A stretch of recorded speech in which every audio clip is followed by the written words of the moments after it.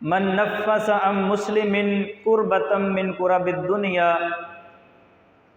نفس اللہ عنہ کربۃ من کرب یوم القیامہ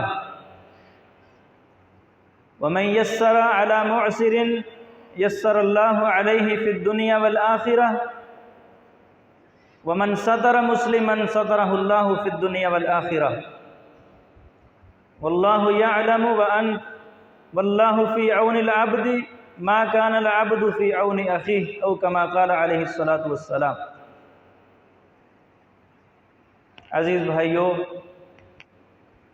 اس وقت وطن عزیز پاکستان کے حالات بہت مشکل مرحلے سے گزر رہے ہیں۔ کئی قسم کی پریشان کن خبریں روزانہ میڈیا پہ، سوشل میڈیا پہ، الیکٹرانک میڈیا پہ، پرنٹ میڈیا پہ دیکھنے کو مل رہی ہے۔ کہیں پر عجیب قسم کی سیاسی انارکی، دھینگا مشتی، سیاستدانوں کا اقتدار حاصل کرنے کے لیے کسی بھی حد تک چلے جانا، یہ بہت پریشانی کی بات ہے۔ حتیٰ کہ کرسی حاصل کرنے کے لیے، حکومت کے لیے عوام کو تنگ کرنا، وطن عزیز کو داؤ پر لگانا، اور کسی کے سامنے سجدہ کرنا پڑے تو سجدہ کرنا، یہاں تک یہ لوگ چلے جاتے ہیں، اور یہ بہت تکلیف دہ بات ہے۔ اور پھر جلسوں کے اندر اور ریلیوں کے اندر اور مجلسوں کے اندر سیاستدانوں کا اور سیاسی پارٹیوں کا ایک دوسرے کے خلاف ایسے ایسے جملے بولنا، ایسی ایسی آوازیں کسنا، ایک دوسرے کی بیٹیوں کو باتیں کرنا، ایک دوسرے کی بیویوں کو باتیں کرنا، ان کی پرسنل زندگی کو اپنے جلسوں میں اچھالنا، بہت عجیب قسم کی خبریں ہیں۔ دل پریشان ہوتا ہے کہ یہ وہ لوگ ہیں جو ملک کے منتخب لوگ ہوتے ہیں، منتخب لوگ ہوتے ہیں، چنے ہوئے لوگ ہوتے ہیں، ان کو ملک کی کریم کہا جاتا ہے، لیکن ہماری مقننہ، ہماری اسمبلیاں اور ان لوگوں کے بیٹھنے کی جگہیں ایک عجیب قسم کا منظر پیش کرتی ہیں۔ ہر روز کبھی اسمبلی میں لڑائی ہو رہی ہے، کبھی عدالتوں میں لڑائی ہو رہی ہے، کبھی کسی جگہ پر، کبھی کسی جگہ پر، حالانکہ یہ ملک کے سب سے پڑھے لکھے لوگ سمجھے جاتے ہیں، اور لوگ ان کو اپنا نمائندہ سمجھ کر چنتے ہیں، یہ لوگوں کے سردار ہیں، ان کی یہ حالت ہے۔ پوری دنیا پر ہمارے ملک کی جگ ہنسائی ہو رہی ہے۔ ہر روز کوئی نہ کوئی ویڈیو آ جاتی ہے، اسمبلی میں لڑائی ہو رہی جی، ایک پارٹی کے لوگ دوسری پارٹی کے لوگوں کو گالیاں نکال رہے ہیں، ایسی ایسی باتیں زبان سے نکالتے ہیں، سننے کو دل نہیں کرتا، شرمندگی ہوتی ہے کہ باہر کے لوگ ہمارے ملک کے متعلق کیا سوچتے ہوں گے، کہ یہ کوئی انسانوں کا ملک ہے یا جنگل میں رہنے والے جانوروں کا ملک ہے۔ یہ خبریں بہت پریشان کن خبریں ہیں۔ اس میدان میں بہت اصلاح کی ضرورت ہے، نصیحت کی ضرورت ہے، قوانین نافذ کرنے کی ضرورت ہے، اور دوسری طرف یہ سیلاب بہت بکھرا ہوا، بہت سا علاقہ وطن عزیز پاکستان کا پانی کی زد میں ہے، انسانوں کی بستیاں ڈوب گئیں، لوگوں کے بچے لوگوں کی آنکھوں کے سامنے پانی میں ڈوب گئے، کچھ نہیں کر سکے بیچارے۔ 2 سال کا بچہ، 3 سال کا بچہ، 5 بچے ایک گھر کے، پورا گھر، پوری بستی، علاقوں کے علاقے پانی کے اندر دیکھتے ہی دیکھتے ختم ہو گئے، پورا شہر ختم ہو گیا۔ کس قدر وہ مشکل مرحلہ ہوگا جب ماں کے سامنے اس کا بچہ پانی میں ڈوب رہا ہے، باپ کے سامنے اس کا بچہ پانی میں ڈوب رہا ہے، نہ ماں اس کو بچا سکتی ہے، نہ باپ اس کو بچا سکتا ہے، نہ بھائی اس کو بچا سکتا ہے۔ اس سے بڑی تکلیف کوئی نہیں ہو سکتی کہ کسی کے سامنے اس کی بہن ڈوب رہی ہو، اس کا بھائی ڈوب رہا ہو، اس کا بچہ پانی میں غوطے کھا رہا ہو، لوگوں کی ساری جمع پونجی پانی میں رڑ گئی، ضائع ہو گئی، جانور پانی میں بہہ گئے۔ 15 20 سال پیسے جوڑ کر جمع کر کے جو گھر بنایا تھا، 1 کروڑ کا گھر بنایا، 50 لاکھ کا گھر بنایا، 20 لاکھ کا گھر بنایا، کتنی محنت پیچھے ہوگی، بھائیوں کی محنت، بیٹوں کی محنت، باپوں کی محنت، ماؤں کی گھر بیٹھ کر ہاتھ کی کمائی، سب کچھ پانی کی نظر ہو گیا، بہہ گیا۔ سب سے بڑی بات، لوگوں کی جانیں ضائع ہو گئیں۔ یہ خبریں نہیں سنی جاتی، دل پریشان ہوتا ہے، آنکھوں سے آنسو آتے ہیں۔ واٹس ایپ پہ لوگوں کے لگے ہوئے سٹیٹس دیکھیں، نہیں دیکھے جاتے۔ واٹس ایپ مجموعہ جات میں، فیس بک کے اوپر پوسٹیں نہیں پڑھی جاتی۔ اتنے گمبھیر حالات ہو گئے۔ میرے عزیز بھائیوں، یہ جو بحران آیا ہوا ہے، سچی بات ہے، لوگ بڑی وجوہات بیان کرتے ہیں۔ کوئی کہتا جی ہم کہتے تھے ڈیم بنا لو، انہوں نے ڈیم نہیں نہ بنائے، آج ان کو مزہ آ رہا ہے۔ کوئی کہتا تھا نہروں کی کھدائی نہیں کرتے، دریاؤں کی دیکھ بھال نہیں کرتے، بند کمزور تھے، مضبوط نہیں کیے۔ کوئی حکومت پر ڈال رہا ہے، کوئی عوام پر ڈالتا ہے، کوئی کچھ کہتا ہے۔ میرے بھائیوں، جو بھی کہہ لیں، سب سے پہلی بات یہ ہے، یہ اللہ رب العزت کی طرف سے پکڑ ہے۔ ہمیں اپنا محاسبہ کرنا ہے، اپنے گناہوں کی طرف دیکھنا ہے۔ ہم سے غلطیاں ہوئی ہیں، ہم اپنے رب کو ناراض کر بیٹھے ہیں۔ واللہ سیلاب اس طرح کے نہیں ہوتے جس طرح کی خبریں آ رہی ہیں، اس طرح کے سیلاب نہیں ہوتے۔ کل ایک بھائی بتا رہا تھا 300 گھر تھے، 300 گھر ایک بستی میں، ایک گھر بھی نہیں بچا، پتہ ہی نہیں کہاں چلے گئے، کوئی نشان بھی نہیں نظر آتا۔ 2 منزلہ مکان بھی تھے، 3 منزلہ مکان بھی تھے، ایک مکان بھی نظر نہیں آ رہا۔ وہاں پر 15 فٹ پانی چڑھا ہوا ہے، کشتیاں وہاں پر چل رہی ہیں، لگتا نہیں ہے کہ کبھی یہاں پر کوئی بستی آباد تھی۔ اللہ تعالیٰ فرماتے ہیں فَكُلًّا أَخَذْنَا بِذَنبِهِ، ہم نے ہر ایک کو ان کے گناہوں سے پکڑا، بِذَنبِهِ، لوگوں کو ہم ان کے گناہوں کی وجہ سے پکڑتے ہیں۔ فَمِنْهُمْ مَنْ أَرْسَلْنَا عَلَيْهِ حَاصِبًا وَمِنْهُمْ مَنْ أَخَذَتْهُ الصَّيْحَةُ، کتنے ایسے ہیں جن پر ہم نے پتھراؤ والی آندھی بھیجی، تیز ہوا آئی، اس میں پتھر بھی تھے، بستیاں تباہ ہو گئیں۔ وَمِنْهُمْ مَنْ أَخَذَتْهُ الصَّيْحَةُ، اور کتنی بستیاں ایسی ہیں جن کو چیخ نے پکڑ لیا۔ وَمِنْهُمْ مَنْ خَسَفْنَا بِهِ الْأَرْضِ، اور کتنی بستیاں، کتنے شہر علاقے ایسے ہیں جن کو ہم نے زمین میں دنسا دیا۔ وَمِنْهُمْ مَنْ أَغْرَقْنَا، اور کتنی بستیاں ایسی ہیں جن کو ہم نے پانی میں ڈبو دیا۔ وَمَا كَانَ اللَّهُ لِيَظْلِمَهُمْ، اور یہ مت سمجھنا کہ اللہ ان کے اوپر کوئی ظلم کر رہا ہے، یہ ظلم اللہ کی طرف منسوب نہیں کرنا، اپنے رب کو ظالم بنا کر پیش نہیں کرنا۔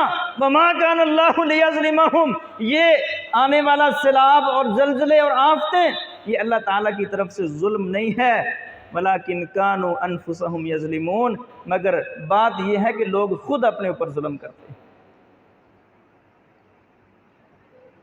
تو میرے عزیز بھائیوں، ایسے حالات میں کیا کرنا ہے ہمیں، ہماری ذمہ داری کیا بنتی ہے؟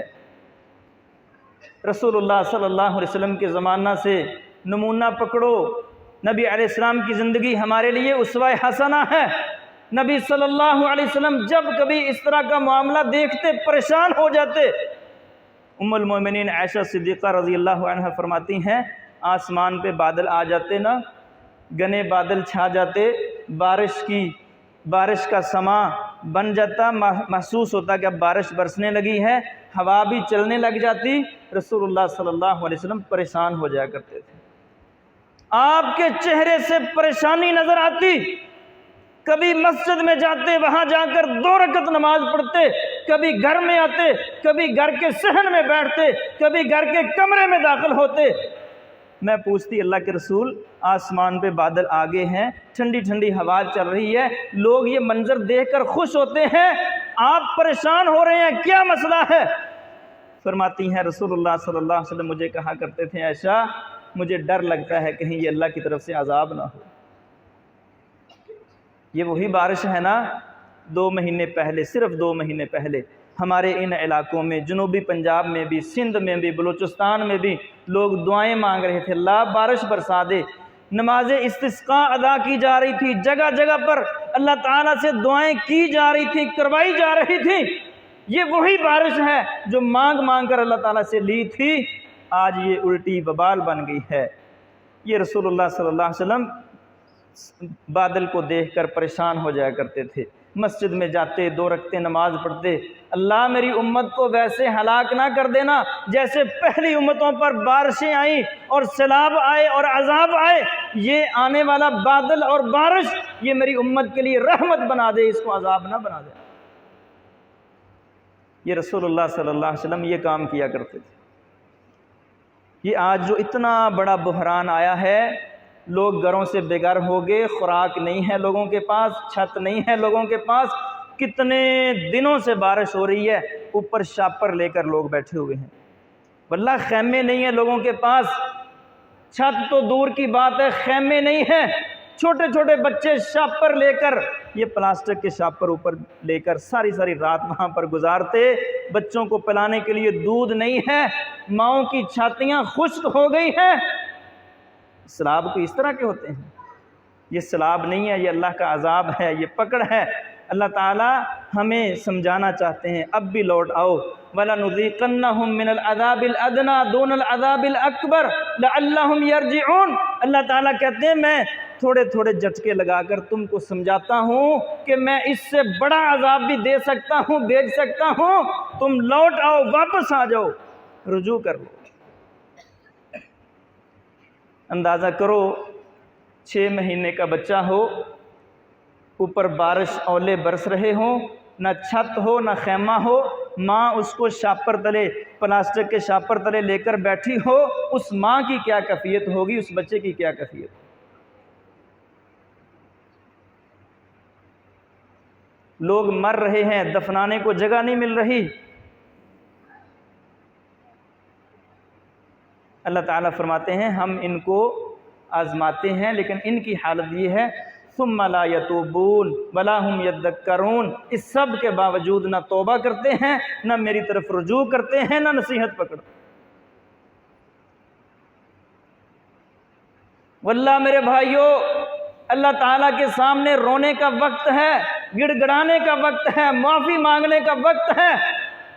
وہ سیلاب شیخو پورہ میں بھی آ سکتا ہے، گجرانوالہ میں بھی آ سکتا ہے، مت سمجھو دریاؤں کا رخ جنوبی پنجاب کی طرف ہے، جو رب جنوبی پنجاب کی طرف پھیر سکتا ہے وہ ادھر بھی لا سکتا ہے، کچھ مشکل نہیں ہے۔ رسول اللہ صلی اللہ علیہ وسلم کے زمانے میں بحران آیا، کیا بحران آیا تھا؟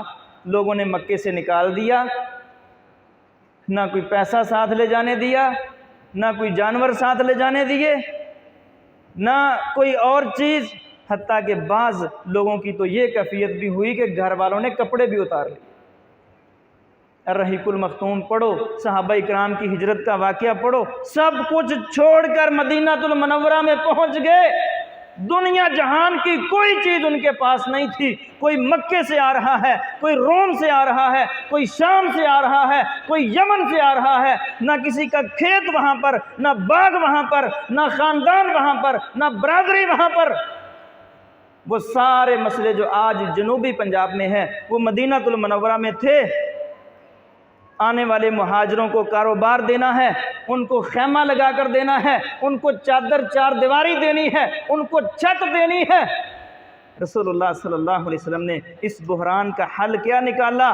جو وہاں کے مقامی تھے ان کو بٹھایا، ان کو سمجھایا، دیکھو یہ تمہارے پاس اللہ کے مہمان آئے ہیں، ان کی خدمت کرو گے اللہ تمہاری خدمت کرے گا۔ واللہ فی عون العبد ما کان العبد فی عون اخیہ۔ نبی علیہ السلام نے مدینے کے سرداروں کو، مالداروں کو، تاجروں کو، انصاریوں کو یہ بات سمجھائی، اگر تم ان کٹے پھٹے مہاجروں کی مدد کرو گے اللہ تمہاری مدد کرے گا۔ من نفس عن مسلم کربۃ من کرب الدنیا نفس اللہ عنہ کربۃ من کرب یوم القیامہ۔ آج تم کسی کی تنگی دور کرو گے اللہ تمہاری کل قیامت کے دن تنگی دور کرے۔ ومن ستر مسلما سترہ اللہ فی الدنیا والآخرہ۔ वमन यस्सर अला मुसिरिन यस्सर अल्लाहु अलैहि फिद दुनिया वल आखिरा। आज तुम किसी तंग दस्त का हाथ बटाओगे, अल्लाह कल तुम्हारा हाथ बटाएगा। भाई भाई बना दिया, ये हिजरत करके आया है और ये मुकामी है, तू इसका भाई है, तूने इसकी मदद करनी है। उसने कहा ठीक है मैं इसकी मदद करूंगा। अपने घर में ले जाते, वल्लाह आसमान की नीली छत ने इतनी बड़ी एसार और हमदर्दी और कुर्बानी आज तक नहीं देखी जो उन लोगों ने की। जाकर भाई को कहता भाई मेरे 2 बाग हैं, एक तू रख ले एक मैं रख लेता। वल्लाह आज कोई करता है? मेरी 2 गाड़ियां हैं, एक तू ले ले एक मैं ले लेता हूं। 10 एकड़ जमीन है, 5 एकड़ तू रख ले 5 एकड़ मैं रख लेता हूं। और हद हो गई उस वक्त जब एक ने दूसरे को कहा भाई मुझे पता है तू मक्के से हिजरत करके आया है, वहां तेरी बीवी भी थी, तेरे बच्चे भी थे, तू बीवी को छोड़ आया, बच्चे को छोड़ आया, मेरी 2 बीवियां हैं, मैं एक को तलाक देता हूं तो उसके साथ शादी कर। इससे बड़ी कुर्बानी क्या हो सकती? बीवी की ऑफर कर दी, 2 बीवियां हैं, एक को तलाक देता हूं, तू उसके साथ शादी कर ले, अपना घर आबाद कर ले, अपना बाग तुझे देता हूं। मेहमान आ गया, रसूलुल्लाह सल्लल्लाहु अलैहि वसल्लम ने फरमाया कौन इसकी खिदमत करेगा? एक गरीब आदमी खड़ा हुआ, अल्लाह के रसूल मैं करूंगा। घर में ले गए, बीवी से पूछा अल्लाह के नबी का मेहमान है, इसको कुछ खिलाना है कुछ खिलाने के लिए? बीवी कहने लगी इतना को खाना है, या तू खा ले या मेहमान को खिला दे या बच्चों को खिला दे। कहता बच्चों को सुला दे, मैं नहीं खाता, मेहमान को खिला देंगे। मेहमान खाने के लिए बैठा, मेहमान ने कहा तू भी मेरे साथ खा। कहा चलो मैं भी खाता हूँ। बीवी को इशारा किया चिराग बंद कर दे, अंधेरा हो जाएगा, मैं ऐसे महसूस करवाऊंगा मैं भी साथ खा रहा हूँ। महसूस ऐसे करवाया कि मैं भी खा रहा हूँ, लेकिन एक लुकमा ना खाया, सारा मेहमान को खिला दिया। वयूथिरून अला अनफुसिहिम वलौ कान बिहिम खसासा। उनके घर में एक बंदे का खाना था, उन्होंने वो भी मुनासिब नहीं समझा कि आधा आधा कर लें, सारा मेहमान को खिला दिया। वल्लाह आज हमारे घरों में एक साल का राशन पड़ा है। हमारे गंदम के स्टोर, चावलों के बड़ोले भरे पड़े हैं, दालें, चावल, आटा, सब कुछ हमारे घरों में महीने महीने का, 2-2 महीने का, साल का राशन मौजूद है। आज हमारे पास भी मौका है, हम भी अंसारे मदीना की याद ताज़ा करें, अपने जनूबी पंजाब के, सिंध के, बलूचिस्तान के भाइयों को थपकी दें, उनको इत्मीनान दिलाएं, परेशान ना हो, उनको कहें अल्लाह के सामने रोएं, गिड़गिड़ाएं, तौबा करें, हम आपके भाई हैं, हम आपके साथ हैं, आपकी मदद करेंगे। उम्मुल मोमिनीन आयशा सिद्दीक़ा रज़ी अल्लाह अन्हा के पास एक औरत मांगने के लिए आई, कुछ नहीं था घर में। फरमाती हैं मैंने पूरे घर की तलाशी ली, एक खजूर मिली, और एक रिवायत में है 3 खजूरें मिली, उसको दे दी। सुभान अल्लाह। कहती हैं उसके साथ उसकी 2 बच्चियां भी थीं। उसने उस खजूर को 2 टुकड़े किया, एक बच्ची को दे दी, दूसरी बच्ची को दे दी, और ख़ुद भूखी मेरे घर से चली गई। मेरे भाइयों ये एसार था, ये उस बहरान से निपटने का हल था। एक दफ़ा एक काफ़िला आया, मुज़र कबीले के लोग थे, दूर से कहीं से हिजरत करके आए, उनके बदन पर पूरी तरह लिबास भी नहीं था, भूख उनके चेहरों से नज़र आ रही थी, कमज़ोर जिस्म, भूख की वजह से थके हुए, मांदे हुए, हारे हुए। रसूलुल्लाह सल्लल्लाहु अलैहि वसल्लम ने उनको देखा, आपके चेहरे का रंग उड़ गया, ये इतनी इनको भूख लगी हुई है, इतने परेशान हैं ये। सहाबा फरमाते हैं जब तक रसूलुल्लाह सल्लल्लाहु अलैहि वसल्लम ने उन भूखों को खाना नहीं खिला दिया, तब तक नबी अलैहिस्सलाम चैन से ना बैठे। कभी घर में दाखिल होते, कभी घर से बाहर निकलते, कभी सहन में आ जाते, कभी लोगों के पास आते, फिर उठकर चले जाते, लोगों को कहते अपने भाइयों को कुछ खिलाओ, इनको भूख लगी हुई।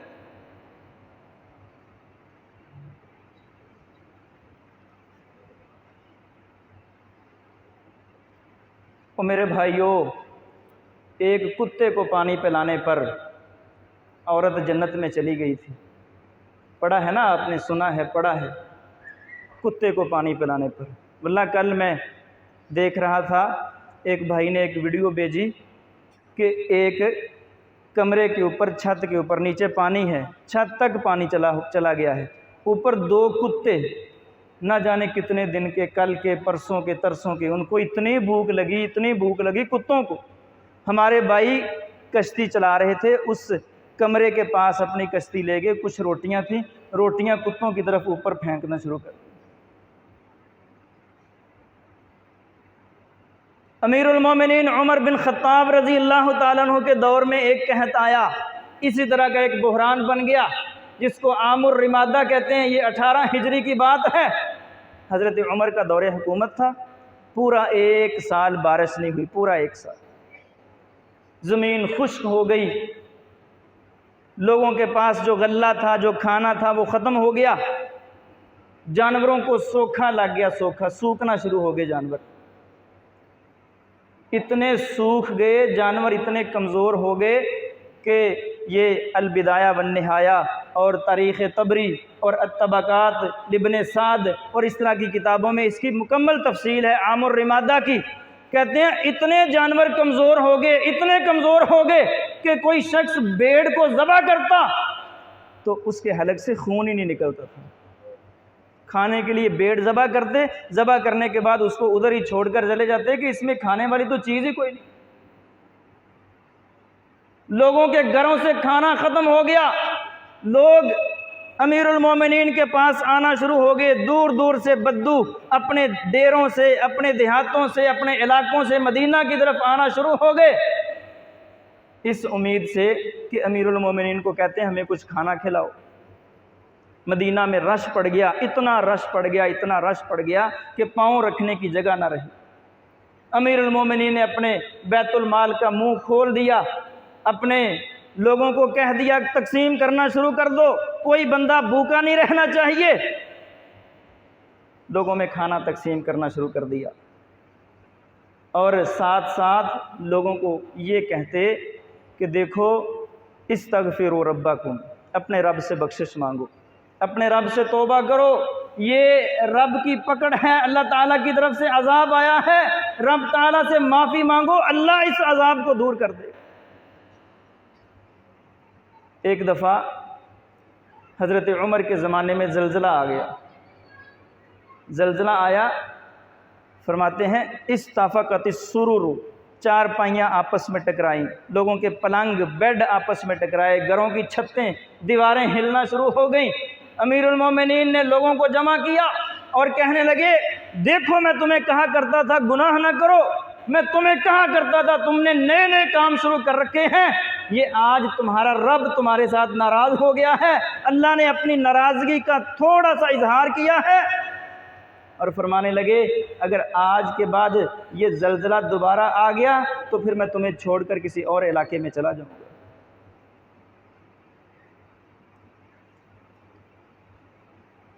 और मुख्तलिफ इलाकों के गवर्नरों को ख़त लिख दिए। शाम में अमीर मुआविया थे, उनको ख़त लिखा, कहा मुआविया तुम्हारे इलाके के हालात ठीक हैं, हमारे इलाके में बहरान आया हुआ है, यहाँ लोगों की हालत बहुत ख़तरनाक है, लोग भूख से मर रहे हैं, तुम हमारी मदद के लिए कुछ खाना पीना भेजो।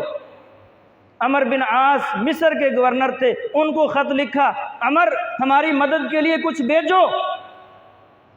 अबू उबैदा आमिर बिन जर्राह, उनको ख़त लिखा, वो एक इलाके के गवर्नर थे, भाई हमारी मदद के लिए कुछ भेजो। साद बिन अबी वक्कास जो इराक़ के गवर्नर थे, साद को ख़त लिखा। हज़रत उमर ने कहा साद हमारे इलाके में ये बहरान आया है, ये मसला बना है, आपका इलाका खुशहाल है, हमारी मदद के लिए कुछ खाना पीना हमारी तरफ भेजो। सबसे पहले अबू उबैदा ने 4000 राशन से लदे हुए आटे से, चावल से, खाने वाली चीज़ों से 4000 ऊँट अबू उबैदा ने वहाँ से मदीनातुल मुनव्वरा में भेजे। साद बिन अबी वक्कास ने 2000 ऊँट भेजे। अमर बिन आस रज़ी अल्लाह ताला अन्हु ने मिस्र से 1000 ऊँट और 5000 कंबल मुतासरीन की मदद के लिए भेजे। अमीर मुआविया रज़ी अल्लाह ताला अन्हु ने कई हजार ऊँट खाने के राशन के लदे हुए मदीना में भेज दिए। अमीरुल मोमिनीन उमर रज़ी अल्लाह ताला अन्हु लोगों को जमा करते, उनको खाना खिलाते। پکا پکایا کھانا کھلاتے، مدینہ میں بڑا وسیع دسترخوان لگاتے، جس کو بھوک لگی ہے، جس نے کھانا کھانا ہے، آؤ ہمارے پاس بیٹھو کھانا کھاؤ۔ اور وہ بچے اور بوڑھے اور عورتیں جو پیچھے شہر سے دور خیموں میں بیٹھے ہوئے ہیں، وہ ہمارے اس دسترخوان تک نہیں آ سکتے۔ امیر المومنین نے باقاعدہ خدمت کی کمیٹیاں بنا دی، دستے بنا دیے کہ خیموں میں چکر لگانا ہے، کوئی عورت، کوئی بچہ، کوئی بوڑھا بھوکا نہیں رہنا چاہیے، وہاں تک کھانا پہنچنا چاہیے۔ اور اتنا پریشان ہوتے کہتے ہیں اگر فرات کے کنارے پر کوئی کتا پیاسا مر گیا تو مجھے ڈر لگتا ہے کہیں اللہ مجھے اس کے متعلق نہ پوچھ لے۔ اور صحابہ فرماتے ہیں اتنا روتے اللہ اس آفت کو ہم سے دور کر دے، کہتے اللہ اپنے نبی کی امت کو کم از کم میری حکومت میں ہلاک نہ کر دینا۔ اور رو کر امیر المومنین کی آنکھوں سے آنسو نکل کر یہ آنسوؤں کے بہنے کی جو جگہ ہے نا، صحابہ فرماتے ہیں جہاں پر جیسے پانی کی نالیوں کے نشان نہیں پڑ جاتے، جہاں سے پانی مسلسل بہے تو نشان پڑ جاتے ہیں، ایسے امیر المومنین کے چہرے پر نشان پڑ گئے۔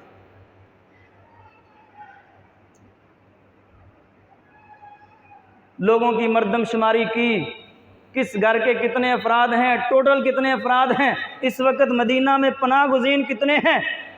حافظ ابن کثیر رحمہ اللہ نے لکھا کہ 50,000 سے لے کر 60,000 تک لوگ تھے جو باہر سے مدینہ میں آ کر بیٹھے، اور 9 مہینے تک امیر المومنین ان کو پکا پکایا کھانا کھلاتے رہے، جب تک بارش نہ برسی اور یہ بحران ختم نہ ہوا اور یہ قحط ختم نہ ہوا، امیر المومنین ان کو مسلسل کھانا کھلاتے رہے۔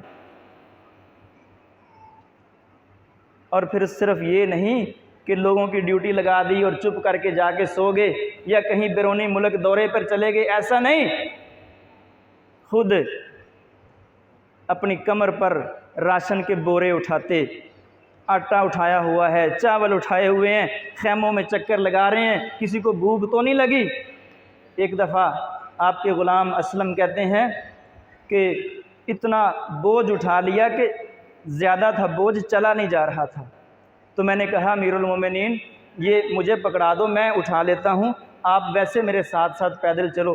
کہنے لگے اسلم قیامت کے دن تو نے اپنا بوجھ اٹھانا ہے، میں نے اپنا بوجھ اٹھانا ہے، آج میں اپنا بوجھ اٹھاؤں گا، میرا رب قیامت کے دن میرے بوجھ کو ہلکا کرے گا۔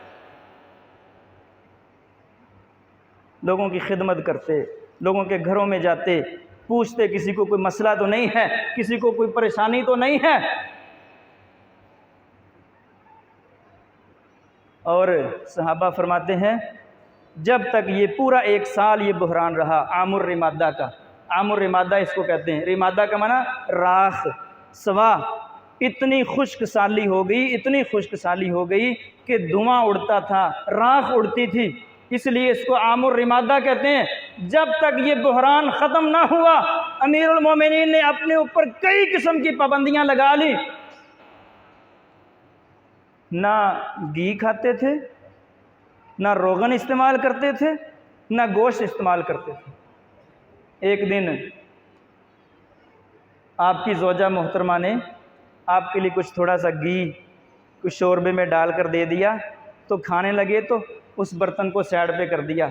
کہتے ہیں لا آکلہ حتی یاکلہ الناس، جب تک سب لوگوں کو میں گھی سپلائی نہیں کر دیتا، جب تک لوگوں پر یہ آیا ہوا بحران ختم نہیں ہو جاتا، تب تک میں گھی استعمال نہیں کروں گا۔ گھی کھانا چھوڑ دیا، گوشت کھانا چھوڑ دیا۔ عمر بن عاص نے مصر سے 1000 اونٹ بھیجے، روزانہ 20 اونٹ ذبح کر کے لوگوں کو کھانا کھلاتے۔ ایک دن آپ کے سیکٹری نے کیا کیا کہ اونٹ کی اچھی بوٹیاں کوئی آدھا کلو پاؤ گوشت پکا کرنا امیر المومنین کے سامنے رکھ دیا۔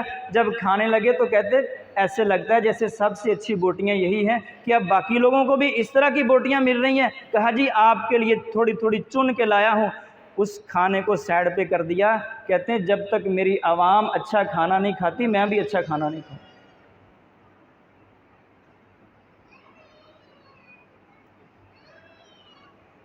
اور اتنے کمزور ہو گئے، حافظ ابن کثیر رحمہ اللہ لکھتے ہیں فَأَسْوَدَ لَوْنُ عمر، حضرت عمر کا رنگ کالا ہو گیا۔ حالانکہ آپ سفید سرخی مائل رنگ کے تھے، امت کے غم میں پریشانی میں رنگ کالا ہو گیا، وتغیر جسمہ، آپ کا جسم متغیر تبدیل ہو گیا۔ صحابہ فرماتے ہیں ہمیں اس بات کا خطرہ پیدا ہو گیا کہ اگر یہ قحط مزید کوئی مہینہ 2 مہینے نہ ختم ہوا اور یہ قحط تھوڑا سا اور طول پکڑ گیا تو ہمیں یہ ڈر لگنا شروع ہو گیا تھا کہ کہیں امیر المومنین فوت ہی نہ ہو۔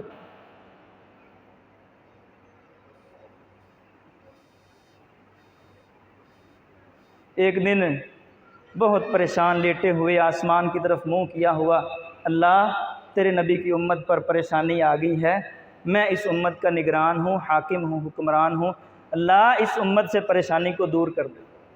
ایک بوڑھا شخص وہاں قریب سے گزرا، کہتا ہائے عمر، واہ عمرہ واہ عمرہ، اونچی اونچی آواز سے کہنے لگے، اٹھ کر جلدی جلدی اس کے پاس گئے، بھائی کیا ہوا تجھے؟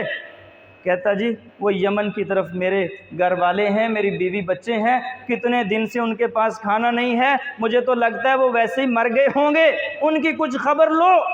امیر المومنین نے اپنے کچھ ساتھیوں کو کچھ راشن دے کر ان کی طرف بھیجا۔ وہ کہتے ہیں ہم ان کو کھانا کھلا کر واپس آ رہے تھے کہ ایک بوڑھے شخص کو ہم نے دیکھا نماز پڑھ رہا تھا اور بھوک کی وجہ سے اور قحط کی وجہ سے اور خشک سالی کی وجہ سے اس کی پنڈلیاں بالکل خشک ہو چکی، جیسے لوہے کا سریا ہوتا نا، اس طرح اس کی پنڈلیاں بن چکی، اور لوگوں کو کہتے لوگو یہ تمہارے گناہوں کا نتیجہ ہے، تمہارا